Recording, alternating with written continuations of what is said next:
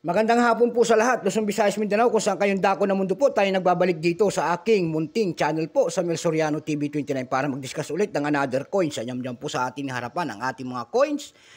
Magandang hapon po sa aking mga subscriber po kung saan kayong dako ng mundo po. Ayan.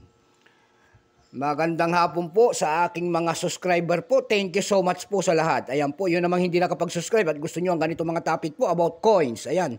Sinisiling natin one by one ang kanilang mga halaga para malaman natin kung gaano nakataas. Ayan po. At ito ay ating hilig. Ayan, makikisuyo sana ako sa inyo at malaking tulong na yan dito sa aking YouTube channel ang inyong mga presensya po tulad ng pagpindot ng ating notification bell. Subscribe, like, and share para ma-update po kayo sa mga litis ko pang gagawing mga video po. Ayan. Magandang hapon po, ayan, sa ating mga kolektor at mga senior citizen kung saan kayong dako ng mundo po. Ang pag-usapan po natin, ito po ay pera po ng Mexico. Ayan. May pera po ng Mexico po. Siya po ay si Jose Morelos. Ayan. Jose Morelos.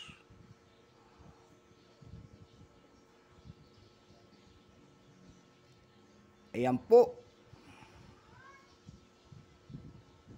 Ang UN peso po, 1967. Ayan. UN peso, 1967 po. Bago tayo magsimula sa ating talaking, kilalanin mo muna natin siya. Issue, Mexico po. Type, United Mexican States Republic, 1923 up to date po. Type, Standard Circulation Coins, years 1957 hanggang 1967. Value nito, 1 peso po. Currency piso, 1823 up to date po. Composition po nito ay 100 silver. Ayan.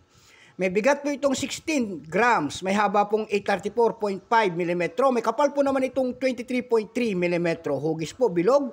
Orientation nito, middle alignment. Ayan po. Number and dash 3550. Reference number KM-459. Ito pong year 1967 po na ginawa po ng Mexico, ito po ay 12%. Kung ilang piraso naman, ito po ay 9,308,000 piraso lamang. Ayan, 12% po. May price na, doon sa ating numista.com, binigyan na po ng presyo. Yung kanyang fine, 110, very fine, 210. Almost uncirculated, 210. Uncirculated ito, nagkakahalaga po ng 560 pesos. Excuse me po. Ayan. Dako naman tayo sa kanyang price. Doon sa ating numista.com po nito, may nagbebenta na ng $5.99. Doon po sa ebay.com po, may nakita tayo nagbebenta na nito ng 775 pesos.